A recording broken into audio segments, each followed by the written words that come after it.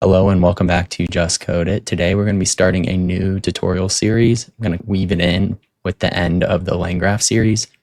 And what we're going to take a look at is Pydantic AI and how to use it. It's a lot like LangGraph, but it's got some special use cases. Let's start out by doing our imports. You're going to have to install Pydantic AI. Instead of underscore, it's a dash, and Logfire. I think those are the only two new ones. Then you're going to load in your API keys. Logfire is just an observability layer, which allows for easier debugging and things like that. But there's no need to actually use it. I'm going to use it and show it to you though, just for a second.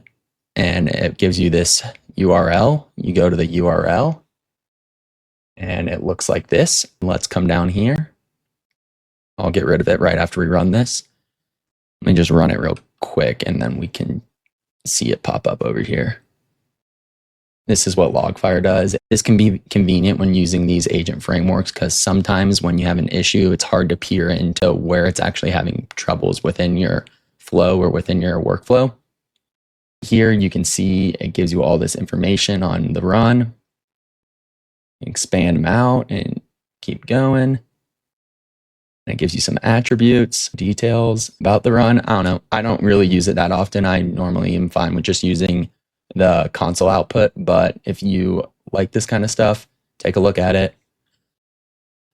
Let's move down and set up a LLM, and we're going to go through 3 model providers and show you how to set them up. I think these are probably the 3 most common. We have the OG, which is OpenAI. To set up these models, Pydantic typically uses a model. You use a variable to keep your model, and then you set up an agent, which is the structure that allows you to run code or run prompts. Let's first set up our model. Our model is set up by using OpenAI chat model, which is imported from model. From there, we set the provider to OpenAI provider and give it the API key. We also specify our model name. It's a very basic way to set it up. Next, we are going to create our agent. The agent is created by also another import, and we're just going to pass it the model for now. After you set up your agent, we're then going to come down here and create a result and set it equal to await agent.run. Just for if you're doing this not in a notebook, it would be asynchronous IO run, and you would put all this code within a main function. Because we're in a notebook, we can just use the await. After we get the result, we're going to print the output and print the usage. We can run this. And here it gives us the actual output. Then we get some information about how the run was, like the input tokens, output tokens, reasoning tokens, or somewhere over here. Yep. And just some good information. The next provider we're going to set up is OpenRouter. This is one of my favorite providers because it has essentially every model. We're going to grab our OpenRouter API key. Then we're going to create another OpenAI chat model. From there, we're going to give it the ID of the chat model from OpenRouter. And then the provider is going to be OpenRouter provider and pass it the key. That creates everything there. And then we're going to create another agent, which is similar to the previous one. The only difference now is model settings. We're going to set up some model settings. Just set temperature equal to 0. You can also do model settings in the actual description of the model, but it's easier to do it in the agent because then you can use the model across different agents and not have to worry about changing the settings. You can have the settings specific for a function rather than a full model. Then we're going to run it again, print the results just like before. Those are the results. Moving down, now we have a local model run or a local model provider called Ollama. Again, we're going to do our imports provider, Ollama provider.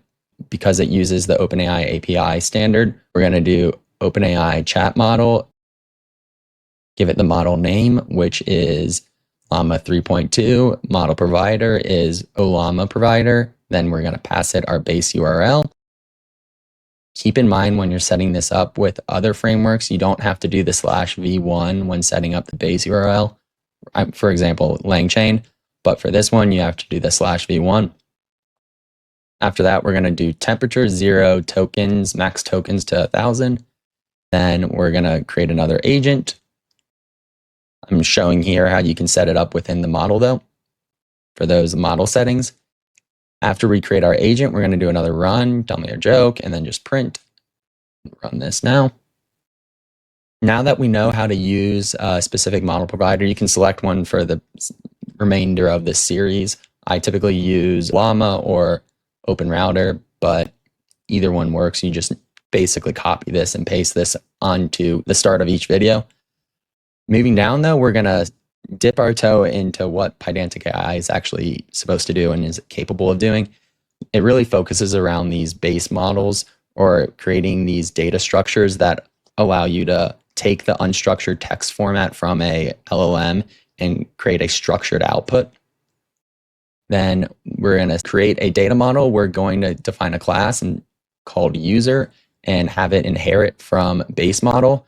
Within this class, we're going to define 3 variables: name, age, and role. Name is a string, which uses this field and gives it a little description. And you can also define other things that need to be validated about this field, but this is just a simple example. We're going to go way more into depth than this. Then age is an int and role is a string. That creates our user data model. Now we're going to add that into Pydantic AI and see how it's utilized.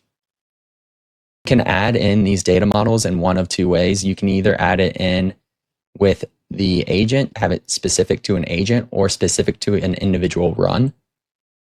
To add it into the agent, you do the model like we've been doing, and then output type, and define the output type. Now we're going to give it a prompt that gives it a bit of information. We're going to define a prompt and do another run where we give it the prompt and see if it extracts it. There's also a kind of a better way to do this, but you can see the output here.